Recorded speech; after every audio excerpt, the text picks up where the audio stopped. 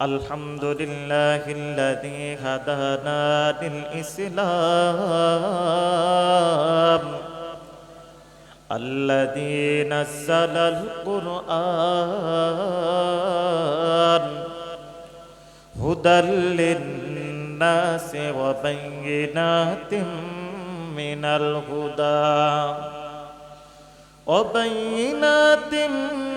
الهدى والفرقان، وخلق الإنسان وكرم وعلمه من البيان ما لم يعلم.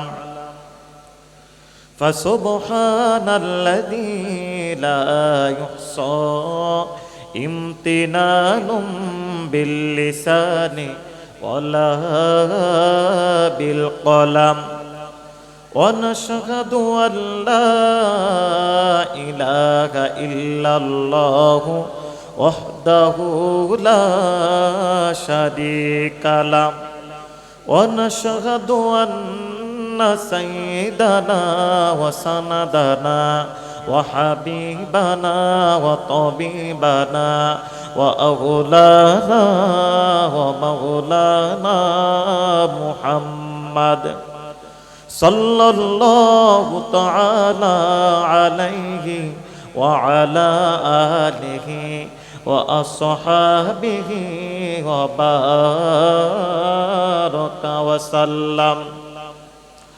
وبارك وسلم تسليما كثيرا الذي أرسله الله تعالى بالحق بشيرا ونذيرا، وداعيا إلى الله بإذنه سراجا وقمرا منيرا. أما بعد، فأعوذ بالله من الشيطان الرجيم. بسم الله الرحمن الرحيم. ويل للمطففين الذين إذا اكتالوا على الناس يستوفون، وإذا كالوهم أو وزنوهم يخسرون. وقال رسول الله صلى الله عليه وسلم: أعطوا الأجير قبل أن يجف عرقه، أو كما قال عليه الصلاة والسلام. صدق الله العظيم، وصدق رسول النبي الكريم، ونحن على ذلك من الشاهدين والشاكرين، والحمد لله رب العالمين. سبحانك لا علم لنا إلا ما علمتنا إنك أنت العليم الحكيم. সকলে দুরূদ ইব্রাহিম পড়ি। আল্লাহুম্মা সাল্লি আলা মুহাম্মাদ ওয়া আলা আলি মুহাম্মাদ কামা সাল্লাইতা আলা ইব্রাহিম ওয়া আলা আলি ইব্রাহিম ইন্নাকা হামিদুম মাজিদ। اللهم بارك على محمد وعلى آل محمد كما باركت على إبراهيم وعلى آل إبراهيم إنك حميد مجيد। গোরস্থানে একটু মাটি বায়না করে রাখে রে, গোরস্থানে একটু মাটি বায়না করে রাখ, এক্ষণে তোর আসতে পারে চলে যাওয়ার ডাক রে, এক্ষণে তোর আসতে পারে চলে যাওয়ার ডাক। আতর গোলাপ সুরমা চন্দন কাপন নামের দেহ বন্দন, আতর গোলাপ সুরমা চন্দন কাপন নামের দেহ বন্দন, আলমারিতে রাখরে তুলে একটি কোরআন পাক রে, একটি কোরআন পাক, এক্ষণে তোর আসতে পারে চলে যাওয়ার ডাক রে,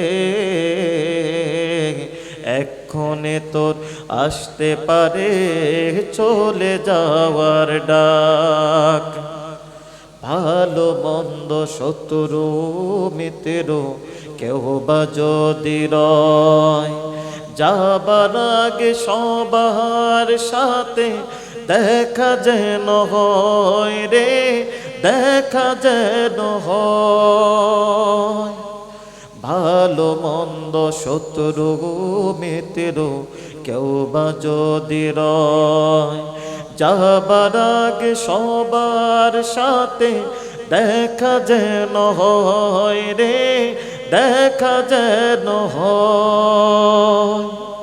ধরতে তোরে লাগবে 6 জন, আপন খুঁজে পাইবি কয়জন, ধরতে তোরে লাগবে 6 জন, আপন খুঁজে পাইবি কয়জন, মরলে তোরে খাবে ছিড়ে সিল শকুনার কাক রে, সিল শকুনার কাক, এক্ষণে তোর আসতে পারে চলে যাওয়ার ডাক রে,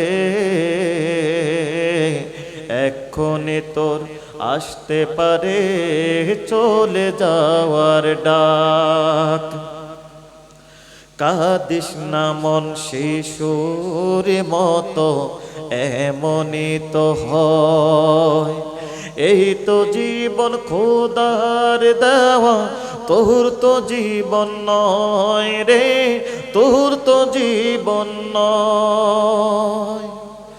কাঁদিস না মন শিশুর মতো এমনই তো হয়, এই তো জীবন খোদার দেওয়া, তোর তো জীবন নয় রে, তোর তো জীবন নয়।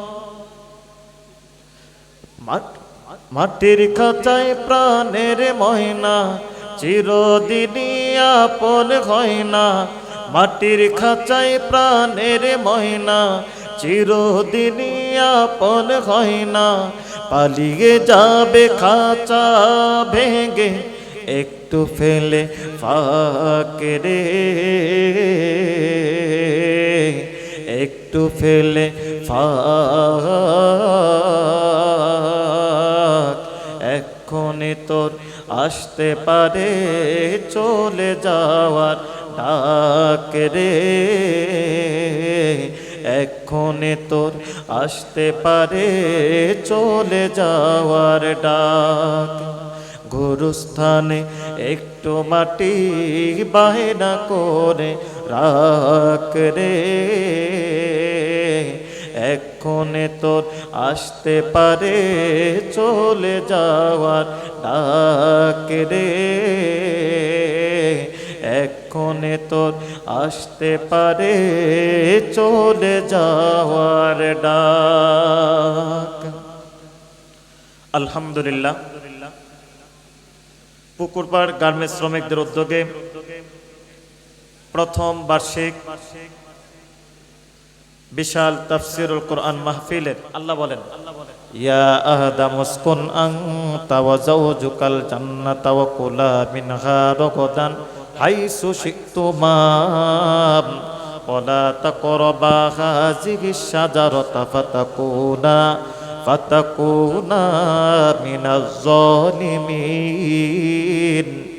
আল্লাহ তাআলা বলেন, আমি আল্লাহ তাআলা আদম আলাইহিস সালাতু ওয়াস সালামকে জান্নাতে থাকার জন্য বাসস্থান দিয়া দিলাম, জান্নাতে বসবাসের উপযোগী করে দিলাম।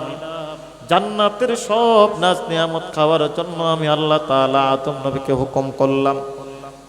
শুধুমাত্র একটা খাবার খাওয়ার জন্য নিষেধ করেছি, ওয়ালা তাকরাবা হাযিহিশ শাজারা। আমি আল্লাহ তাআলা একটা ফল খাওয়ার জন্য নিষেধ করেছি, আর এটাও বলেছি, ও আদম নবী, আপনি শয়তানের ধোঁকায় পড়িয়েন না, শয়তান আপনার প্রকাশ্য শত্রু। আদম আলাইহিস সালাতু ওয়াস সালাম শয়তানের ধোঁকায় পড়ে গেলেন। বিবি প্রথম ওই ফল খেয়ে ফেললেন। বিবি যখন আবদার করলেন, স্বামীও খেয়ে ফেললেন। এই জন্য আল্লাহ রাব্বুল আলামিন আদম আলাইহিস সালাতু ওয়াস সালামকে দুনিয়াতে নামায় দিলেন। দুনিয়াতে নামায় দেওয়ার পর হযরত আদম আলাইহিস সালাতু ওয়াস সালাম তিনি জান্নাত থেকে কিছু খাবারের বীজ নিয়ে আসলেন। গমের বীজ, ধানের বীজ, ধান, বিভিন্ন শাকসবজি, ফলাদি, ফসলাদি। আমাদের বাবা আদম আলাইহিস সালাতু ওয়াস সালাম হচ্ছেন কৃষক। হযরত আদম আলাইহিস সালাতু ওয়াস সালাম তিনি ছিলেন কৃষক। আদম আলাইহিস সালাতু ওয়াস সালাম জমিনের ভিতরে বীজ রোপণ করলেন। বীজ রোপণ করার পর এই বীজ থেকে যখন গাছ হইল, গাছের ভিতরে গম হইল, জিবরাইল আলাইহিস সালাতু ওয়াস সালাম হযরত আদম আলাইহিস সালাতু ওয়াস সালামকে বললেন, ওগো আল্লাহর নবী আদম, আপনি এই গমগুলাকে পাথর দ্বারা পিষিয়া একেবারে আটা বানায় ফেলেন। আদম আলাইহিস সালাতু ওয়াস সালাম পাথর দ্বারা পিষে পিষে গমগুলাকে আটা বানাইলেন। আটা বানাইয়া আদম আলাইহিস সালাতু ওয়াস সালাম রুটি বানানো শিখলেন। জিবরাইল আলাইহিস সালাতু ওয়াস সালাম আদম নবীকে রুটি বানানো শিখাইলেন। অনেক কষ্ট করলেন, বীজ লাগাইলেন, গাছ হইল, ফল ধরল। সেই ফলকে আটা বানানো, গুড়ি বানানোর পর রুটি বানাইলেন। রুটি বানাইয়া যখন এই রুটিকে খাবেন, এই রুটিকে আগুনে যখন বানানো পরিপূর্ণ করলেন, যখন খেতে যাবেন, এমত অবস্থায় আদম আলাইহিস সালাতু ওয়াস সালামের হাত থেকে রুটিটা পাহাড়ের নিচে পড়ে যায়। পাহাড়ের নিচে পড়ে যাওয়ার কারণে আদম আলাইহিস সালাতু ওয়াস সালামের মনটা ভীষণ খারাপ হয়ে যায়। আদম আলাইহিস সালাতু ওয়াস সালাম আল্লাহর কাছে বললেন, ওগো মালিক, ওগো রব, আপনি আমারে কষ্ট করতে বললেন, আমি শ্রম দিলাম, কষ্ট করলাম, ধৈর্য ধরলাম। ওগো আল্লাহ, আমি এই রুটিটাকে অনেক কষ্ট করে বানাইলাম। এখন আমি যেই মুহূর্তে খেতে যাব, সেই মুহূর্তে রুটিটা আমার কাছ থেকে তুমি সরায় ফেললাম। আদম আলাইহিস সালাতু ওয়াস সালামকে আল্লাহ বলেন, ও নবী আদম, তুমি জান্নাতের ভিতরে ছিলাম, যখন যেইভাবে মনে চাইছিল তুমি সেইভাবে খেয়েছিলা। আমি আল্লাহ তাআলা তোমার জান্নাতের ভিতরে তোমারে আমি আল্লাহ অনেক সুন্দরভাবে খাওয়াইছি, তুমি তেমনি ভাবে খাওয়াইছি। শুধুমাত্র একটা শর্ত লাগাই দিছিলাম, ওয়ালা তাকরাবা হাযিহিশ শাজারা, ওই গাছের কাছে যাওয়া যাবে না। তুমি আমার হুকুমটা মানো নাই, শয়তানের ধোঁকায় পড়ে গেছো। কেমনটা লাগছে একটু অনুভব করো। আমার আল্লাহর কাছে অনেক খারাপ লেগেছে, তুমি যেহেতু আমার হুকুম অমান্য করেছো। ও আদম, তুমি যখন সব কিছু প্রসেস তৈরি করে রুটিকে পরিপূর্ণ বানাইয়া, রুটিটা পরিপূর্ণ হওয়ার পর যখন খেতে লাগলাম, তোমার কাছে সব কষ্ট তোমার কাছে ভুলে গেলাম। এত কষ্ট করে একটা রুটি বানানোর জন্য তুমি গাছ রোপণ, বীজ রোপণ করলা, গাছ হইল, গাছের ভিতরে ফল ধরল, আর এই ফলকে পাহাড়ে পাথরের দ্বারা তুমি গুড়ি বানাইলা, আর এই গুড়ি দিয়া তুমি রুটি বানাইয়া এই রুটি তুমি আগুনে তাও দিয়েলা। এই রুটি দিয়া তুমি যখন খাবার খেতে যাবা তখন তোমার পিছনে সব কষ্ট ভুলে যাইবা, কিন্তু সেই মুহূর্তে আমি আল্লাহ তোমার এই মুখ থেকে রুটি সরাইয়া দিলাম। কেন জানোনি ও আদম, আমি আল্লাহ তাআলা তোমার যত সন্তান এই পৃথিবীতে আসবে, আমি আল্লাহ তাআলা তোমার সব সন্তানদেরকে এই শ্রমের মাধ্যমে, কষ্টের মাধ্যমে আমি আল্লাহ রিজিক দিব। সুবহানাল্লাহ বলেন। যদি আল্লাহ তাআলা আমাদেরকে শ্রমের মাধ্যমে রিজিক না দিতেন, কষ্টের মাধ্যমে রিজিক না দিতেন, তাহলে আমরা রিজিকের মূল্যায়ন করতাম না, ঠিক কিনা বলেন? বনে ইসরাইলের কওম হযরতে মূসা আলাইহিস সালাতু ওয়াস সালামের উম্মত, আল্লাহ রাব্বুল আলামিন 40 বছর খান্দা ভর্তি রুটি গোশত জান্নাত থেকে পাকাইয়া আসমান থেকে ফেরেশতাদের সাহায্য দিয়া ফেরেশতাদের মাধ্যমে বনি ইসরাইলের জন্য খাবার পাঠাইতেন। তারা খাইতো আর ঘুমাইতো। আমাদের মতো তাদের কোনো ফরজ নামাজ ছিল না, কিছু ইবাদত ছিল, কিন্তু তারা সেই ইবাদত মগ্ন হইতো না, শুধু খানা খাইতো আর ঘুমাইতো। আর পয়গম্বর মূসা আলাইহিস সালাতু ওয়াস সালাম যদি বলে অমুক জায়গা যাওয়া লাগবে, একটা যুদ্ধ করা লাগবে, সমাধান করা লাগবে, একটা সমস্যা হয়েছে, তখন তারা বলতো তুমি তোমার আল্লাহকে নিয়ে যুদ্ধ করো, আমরা এখানে আছি ঘুমাই। তারা এমন অলস হয়ে গেল, পয়গম্বর মূসা আলাইহিস সালাতু ওয়াস সালামকে তারা কম জ্বালায় নাই। বনে ইসরাইলের কওমকে আল্লাহ খানা পাঠাইয়া আল্লাহ নিষেধ করলেন তোমরা যা পারো তা খাও, কিন্তু খানা তোমাদেরকে জমানো যাবে না। খানা জমানো নিষেধ করে দিয়েছেন। তো তারা এক লোকমা খাইতো, আরেক লোকমা পিছনের ভিতরে রাখতো। বলেন আল্লাহ কি পিছনে দেখে না? কথা বলেন। তারা এক লোকমা খাইতো, মুখে হাত দিয়া দিত, পর্দা লাগায় দিত আল্লাহ যেন না দেখে। এক লোকমা খাইতো আর এক লোকমা পিছনে রাখতো, জমাইতো। আল্লাহ তাআলা জমানো নিষেধ করে দিলেন। আল্লাহ তাআলার নিষেধ তারা শুনতে পারে নাই, এজন্য আল্লাহ রাব্বুল আলামিন আসমানে খানা আল্লাহ তাআলা বন্ধ করে দিলেন। আজকে আমাদের মাঝে যত মানুষ কষ্ট করে শ্রম দেয়, শ্রমিক হয়েছে, শ্রমিক ছাড়া যত মানুষ আছে, কোন মানুষকে আল্লাহ তাআলা না খাওয়ায় মৃত্যু দেয় না। কোন মানুষ না খায় মারা যায় না, সবারই আল্লাহ খাওয়ায়। এই পৃথিবীর কোন মানুষ না খাইয়া মারা যায় না। আমরা বলি আর কি লোকটা খানা খাইলে, ঠিক মতো খানা খাইলে লোকটা অনেকদিন বাঁচত, না খাইয়া হাড্ডির সাথে গোস্ত লেগে গেছে, বলি কি বলি না? মূল কথা হলো আল্লাহ তার রিজিক শেষ করে দিছে, তার আল্লাহ না খাওয়ায় রাখেন। তার যতদিন রিজিক ছিল ততদিন সে খেয়েছে। এখন হায়াত একটু বেশি, এজন্য মরতেছে না, খাবার বন্ধ। আমাদের দেশে অনেক মানুষ দেখবেন ডায়াবেটিস, অনেক কিছু বন্ধ হয়ে যায়, অনেক কিছু কি হয়ে যায়, বন্ধ হয়ে যায়। একসময় অনেক খাবার খাইতে পারতো, কিন্তু ডায়াবেটিসের কারণে এখন খানা খায় কি করে, মেপে মেপে। তো বুঝতে হবে আল্লাহ তাআলা এটা কি করে দিচ্ছেন, সীমাবদ্ধতা দিয়ে দিচ্ছেন। রিজিকের একটা সীমাবদ্ধতা আছে, হায়াতের একটা সীমাবদ্ধতা আছে। আমরা আপনারা যে কোনো মুহূর্তে রিজিকের খানজা থেকে রিজিক বন্ধ হয়ে যেতে পারে। হায়াতের বড়ই গাছের পাতা যে কোনো মুহূর্তে ঝরে পড়তে পারে, ঠিক কিনা? আমি আপনি হয়তো মনে রাখবো না, মনে থাকবে না, কিন্তু আল্লাহ বলেন কুল ইন্নাল মাউতাল্লাযী তাফিরুনা মিনহু ফাইন্নাহু মুলাকীকুম সুম্মা তুরাদ্দুনা ইলা আলিমিল গায়ব।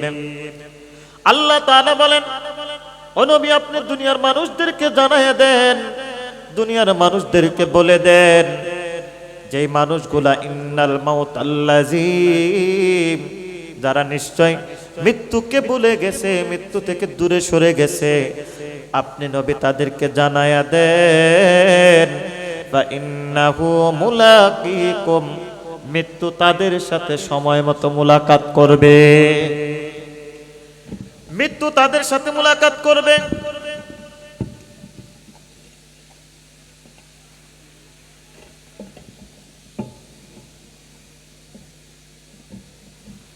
মৃত্যু তাদের সাথে মুলাকাত করবে, যেই কোনো মুহূর্তে আজরাইল তাদেরকে গ্রাস করে ধরে ফেলবে। মৃত্যু থেকে সে বাঁচতে পারবে না। আজরাইল আলাইহিস সালাতু ওয়াস সালাম যখন মৃত্যুর পরোয়ানার দায়িত্ব নেয়, আল্লাহ তাআলা যখন দায়িত্ব দেয়, আজরাইল আলাইহিস সালাতু ওয়াস সালাম বলেন, ওগো আল্লাহ, আমি যখন দুনিয়ার কোনো মানুষকে রূহ কবজ করব, দুনিয়ার সব মানুষ আমি আজরাইলকে বকা দিবে, আমি আজরাইলকে গালি দিবে, আমি আজরাইলকে বদদুয়া দিবে। আল্লাহ তাআলা বলল, না না, আমি আল্লাহ তাআলা দুনিয়ার যেই কোনো মানুষকে যে কোনো একটা উসিলা দিয়া পৃথিবী থেকে নিয়ে আসব, কেউ তোমারে কোনোদিন বকা দিবে না। এজন্য যখন আমাদের আশেপাশে মানুষ মারা যায়, আমরা বলি লোকটা অমুক রোগে মারা গেছে, অ্যাক্সিডেন্টে মারা গেছে, বলি কি বলি না? এমন সমস্যায় মারা গেছে, কিন্তু একবারও বলি না আজরাইল তার রূহ নিয়ে গেছে। একবারের জন্য মানুষ বলে না। তাহলে বোঝা গেল আল্লাহ রাব্বুল আলামিন কোন বান্দাকে না খাওয়ায়া মারেন না। আবার খানা খাইলো পৃথিবীতে মানুষ বাঁচে না। বাঁচে? খাবার খায় সুস্থতার জন্য। খাবার খায় কিসের জন্য? আমরা বাঁচার জন্য খাই না। বাঁচার জন্য খাই? বাঁচার জন্য খাই না, খাওয়ার জন্য বাঁচি না। বলে না, অনেকে প্রশ্ন করে, খাওয়ার জন্য বাঁচো না বাঁচার জন্য খাও? প্রশ্ন কিন্তু একই, ঘুরায় ফিরে।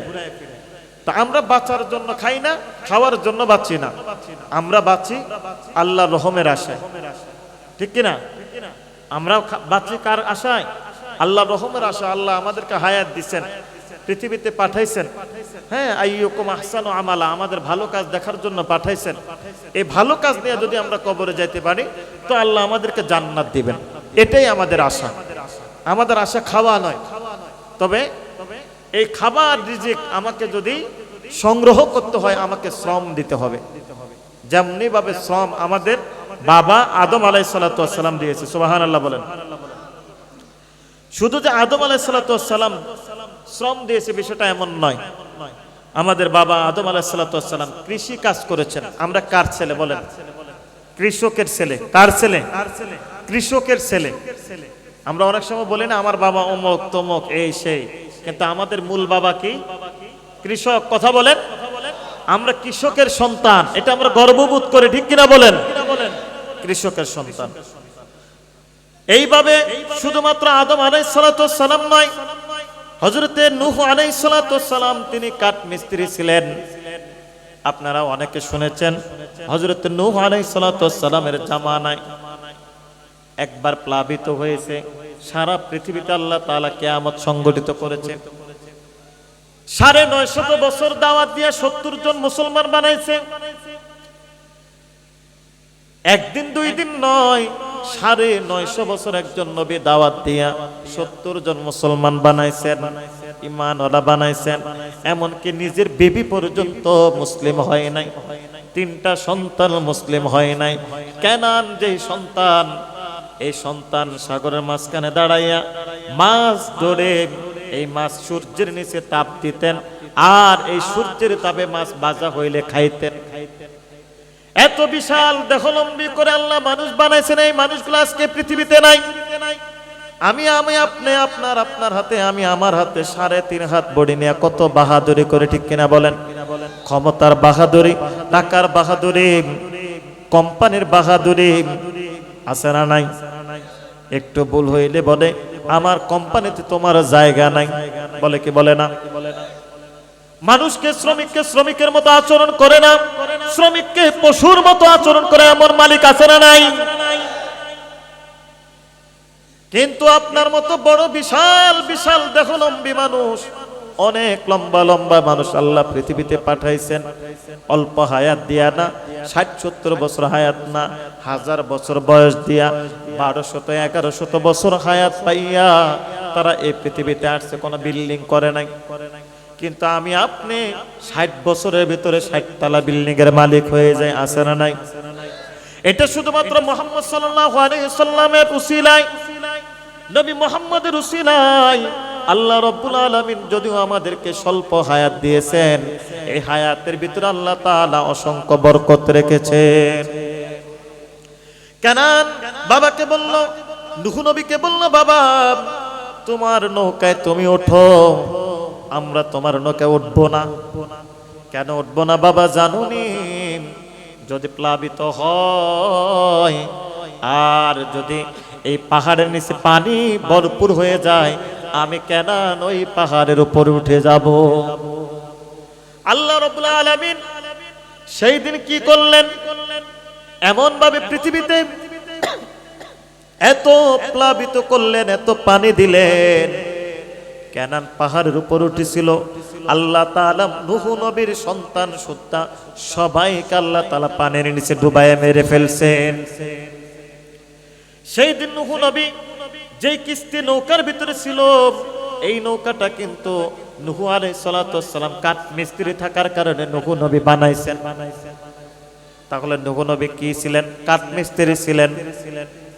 নূহ নবী এই কাঠ দিয়া নৌকা বানাইয়া এই নৌকার ভিতরে নূহ আলাইহিস সালাতু ওয়াস সালাম 7 চক্কর খাইছেন খানায়ে কাবা।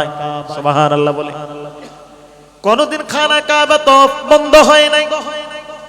আমরা করোনার সময় দেখেছি মসজিদের ভিতরে মুসল্লি ঢুকতে দেয় নাই, সৌদি আরবে হজ করতে উমরা করতে দেয় নাই, মনে আছে না নাই? আমরা দেখেছি ইন্টারনেটের মাধ্যমে দেখেছি খানায়ে কাবার উপরে আকাশের মধ্যে এক ঝাঁক পাখি শুধু প্রতিদিন তাওয়াফ করে যাইতো। আলহামদুলিল্লাহ আমাদের প্রধান বক্তা 20 মাইল ঢুকে গেছে, আলহামদুলিল্লাহ বলেন। এই খানায়ে কাবায় আল্লাহ রাব্বুল আলামিন কোনদিন তাওয়াফ বন্ধ করে নাই। যেই দিন নূহ নবীর নৌকা থেমে গেছে জদিদ পাহাড়ের সাথে ধাক্কা লাগার কারণে, সেই দিন আল্লাহ রাব্বুল আলামিন যেই দিন থামাইছেন সেটা ছিল 10 মুহররম শুক্রবারের দিন। তাহলে দেখা গেল নূহ নবী কাঠ মিস্ত্রির দায়িত্বে ছিলেন। দ্বিতীয় নম্বর, হযরত দাউদ আলাইহিস সালাতু ওয়াস সালাম লৌহ বর্ম তৈরি করেছেন। ইতিহাস অনেক লম্বা। হযরত ইব্রাহিম আলাইহিস সালাতু ওয়াস সালাম গৃহ নির্মাণের কাজ করেছেন, ঘর নির্মাণ করেছেন। আমরা এক সময় দেখেছি আজ থেকে 20 বছর আগে, আজ থেকে 25-30 বছর আগে আমাদের ঘরে টিন ছিল না। আমরা এক ধরনের ছন দিয়া ঘরের উপরে কি দিতাম? সাফা দিতাম, বাঁশ দিয়া।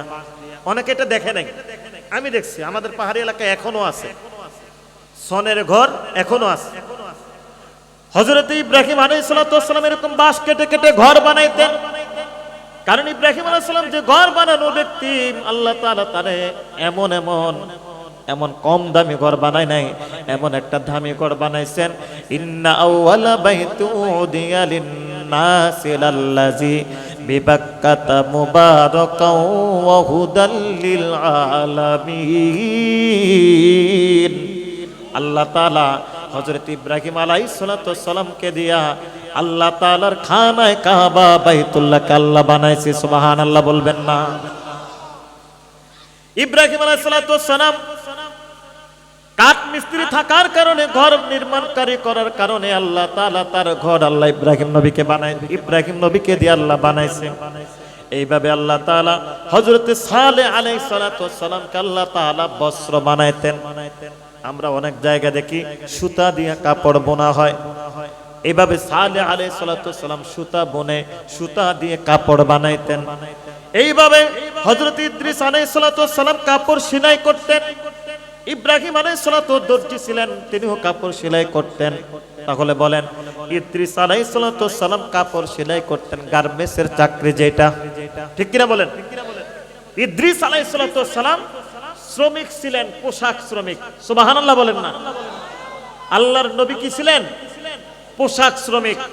এখন নবী যদি পোশাক শ্রমিক হয়, আর আমার দেশের মানুষ যদি এই পোশাক শ্রমিককে, গার্মেন্টস শ্রমিকদেরকে কটু কথা বলে, কটু বাক্য বলে এবং চক্ষু নিচু করে খারাপ ভাবে, একদম হিংসাত্মক ভাবে তাকায়, সে কোনদিন মুসলমান হতে পারে? কথা বলেন, হতে পারে? শ্রমিকদের দাম আছে না নাই? আল কাসিম হাবিবুল্লাহ, আল্লাহ তাআলা কোন শ্রমিকের কোম্পানির মালিককে বলে না আমার বন্ধু, আল্লাহ তাআলা সব শ্রমিকদেরকে বলছে তারা আমার বন্ধু। সুবহানাল্লাহ। এভাবে আল্লাহ রাব্বুল আলামিন শুধুমাত্র সালেহ আলাইহিস সালাতু ওয়াস সালাম নয়, আল্লাহ তাআলা হযরত মুহাম্মদ সাল্লাল্লাহু আলাইহি সাল্লামকেও শ্রমিক বানাইছেন। সুবহানাল্লাহ বলেন। মুহাম্মদ সাল্লাল্লাহু আলাইহি সাল্লাম শ্রমিক কোথায় ছিলেন? মা খাদিজার বাড়িতে। বিবাহের আগে তিনি মা খাদিজার অনেক পণ্য নিয়া, ব্যবসায়ী পণ্য নিয়া সিরিয়া ব্যবসা যেতেন, ঠিক কিনা?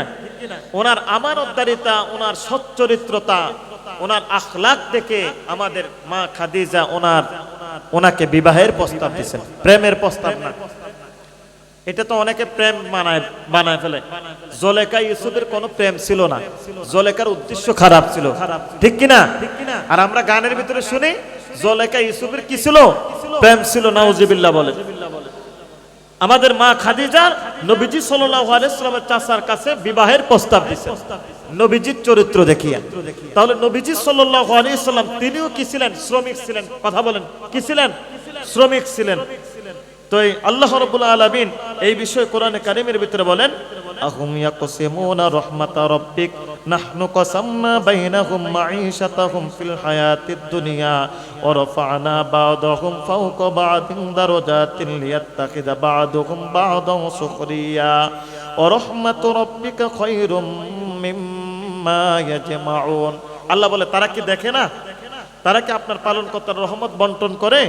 আমি যে তাদের মধ্যে তাদের জীবিকা বন্টন করে দিয়েছি পার্থিব জীবনে, এবং একের মর্যাদাকে একের উপরে উঠাইয়া দিয়েছি। একের মর্যাদাকে আল্লাহ একের উপর কি করে দিয়েছেন? উঠাইয়া দিয়েছেন। আল্লাহ এক এক নবীকে দিয়া এক এক কাজ করাইছেন। এক এক নবীকে দিয়ে এক এক কি করছেন বলেন? কাজ করাইছেন। এখন আমাদের দেশে আমরা কি করি? যে যেরকম কাজ করে তার সেরকম সম্মান করি। কথা বলেন। ইমামকে ইমামের মতো করি, খতিবকে খতিবের মতো করি, মুয়াজ্জিনকে মুয়াজ্জিনের মতো করি, খাদেমকে খাদেমের মতো করি। আমরা কি করি? সম্মান কমায় ফেলে। কিন্তু আল্লাহ বলছেন এই সম্মান কমানো যাবে না। সব শ্রমিক আল্লাহর কাছে কি সমান, আল্লাহর কাছে বন্ধু। আল্লাহর কাছে কি সব শ্রমিক আল্লাহর বন্ধু, সব শ্রমিক আল্লাহর বন্ধু। বুঝেন, আমাদের দেশে যারা ময়লা পরিষ্কার করে আমরা তাদেরকে ময়লাওয়ালা বলি, কিন্তু প্রকৃত ময়লাওয়ালা হচ্ছে আমরা, তারা হচ্ছে পরিষ্কারওয়ালা, ঠিক কিনা বলেন? আমরা আমাদের বাথরুম যাদের মাধ্যমে পরিষ্কার করাই তাদেরকে সুইপার অথবা মেথর বলি, ঠিক কিনা বলেন? এটা আমরা একেবারে খুব নিম্ন চোখে দেখি। কথা বলেন, খুব নিম্ন চোখে দেখি। আমাদের ওই সুইপার মেথর ভাইরা, এরা কারো না কারো ভাই, কারো না কারো বাবা, কারো না কারো সন্তান, কারো না কারো স্বামী, ঠিক কিনা বলেন? এই মানুষগুলোকে আমরা বাথরুম পরিষ্কার করার কারণে নিম্ন চোখে দেখা, এটা কোনোভাবেই মুসলিমের কাম্য নয়। যদি তাদেরকে আমরা নিম্ন চোখে দেখি, বলবেন যে হুজুর টাকার বিনিময়ে কাজ করাই।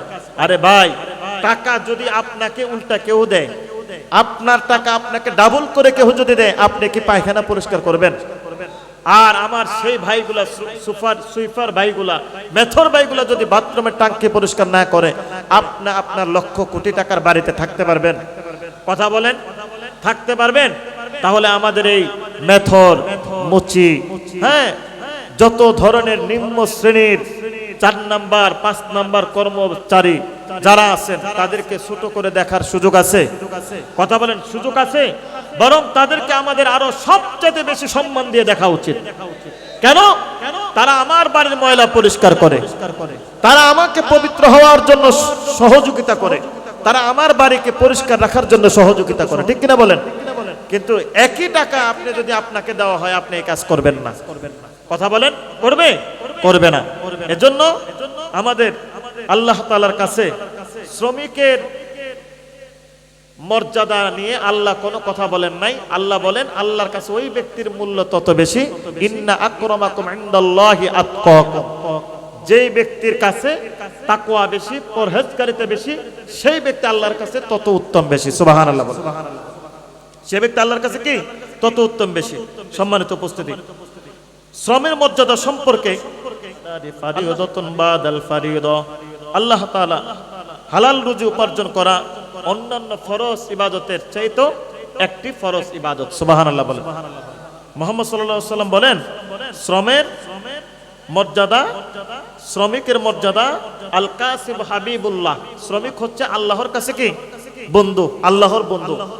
আর শ্রমের মাধ্যমে যে রিজিক সংগ্রহ করা হয়, যে রিজিকের সন্ধানে কষ্ট করা হয়, ওই রিজিক সন্ধান করা ফরজ নামাজের মতো একটা ফরজ ইবাদত। সুবহানাল্লাহ বলেন। কিসের মাধ্যমে? শ্রমের মাধ্যমে। তাহলে দাউদ আলাইহিস সালাতু ওয়াস সালাম তিনিও শ্রমের মাধ্যমে কি করছেন? নবী হওয়ার পরে কি করছেন? তিনি শ্রমের মাধ্যমে জীবিকা আহরণ করছেন। আমরা মনে করি যে হুজুর আমরা নিম্ন শ্রেণীর কর্মচারী, আমাদেরকে আমাদের মালিকরা ঠিক মতো কি করে না, সম্মান দেয় না, খুবই বাজে ব্যবহার করে। ফলরে আমাদের এক একজন কি থাকেন, ম্যানেজার থাকেন, সে আমাদের সাথে খারাপ আচরণ করেন। সেও শ্রমিক, সেও কি শ্রমিক কর্মচারী। হয়তো সে 2 নাম্বার লেভেলে আছে, 1 নাম্বার লেভেলে আছে, আপনি 3 নাম্বার লেভেলে আছেন, এজন্য সে আপনার সাথে খারাপ আচরণ করে। ঠিক কিনা বলেন? হযরত দাউদ আলাইহিস সালাতু ওয়াস সালাম তিনি নিজেকে একবার পরীক্ষা করার জন্য ছদ্মবেশে ওনার এলাকায় নামলেন। বাজারে গিয়ে জিজ্ঞাসা করে দাউদ নবী কেমন? লোকেরা বলল দাউদ আলাইহিস সালাম ভালো, দাউদ আলাইহিস সালাম ন্যায় পরায়ণ বাদশা, দাউদ আলাইহিস সালাম নীতি নৈতিকতা আদর্শ ঠিক আছে, দাউদ আলাইহিস সালাম সুন্দরভাবে বিচার ব্যবস্থা করেন, আমরা দাউদ আলাইহিস সালামের উপর খুশি। তো আল্লাহ তাআলা দাউদ নবীকে পরীক্ষা করার জন্য একজন ফেরেশতাকে মানুষ বানায় পাঠাইলেন। তো পরের দিন দাউদ আলাইহিস সালাম ওই ফেরেশতার সামনে পড়ে ফেরেশতাকে প্রশ্ন করলো দাউদ নবী কেমন? তো ফেরেশতা বলতেছে দাউদ আলাইহিস সালাম সব দিকে ঠিক আছে, একদিকে সমস্যা। কি সমস্যা? সমস্যা হইল দাউদ আলাইহিস সালাম বাইতুল মাল থেকে যে টাকাটা নিয়ে পরিবারকে খাওয়ায়, নিজে খায়, এটা আল্লাহ তেমন পছন্দ করে না। দাউদ আলাইহিস সালাম এবার লজ্জায় পড়ে গেছে। লজ্জায় পড়ে কান্না করতে লাগলেন, আল্লাহর কাছে বললেন, আল্লাহ আমি এতদিন পর্যন্ত আল্লাহ আমি অনেক ভুল করেছি, আল্লাহ আপনি আমারে কি করে দেন, মাফ করে দেন। ও আল্লাহ আমি আর এই বাইতুল মাল থেকে কি করব না, কোনো টাকা পয়সা নিব না। আমার দেশের নেতা যারা আপনার রাজপ্রাসাদ থেকে যাহা কিছু আসে এটাও পর্যন্ত খেয়ে ফেলে। ঠিক কিনা বলেন? জনগণের কল্যাণে বাথরুমের বাজেট আসলে বাথরুম পর্যন্ত খেয়ে ফেলে, এত লোভী নেতা দাউদ আলাইহিস সালাম। তিনি এমন একজন,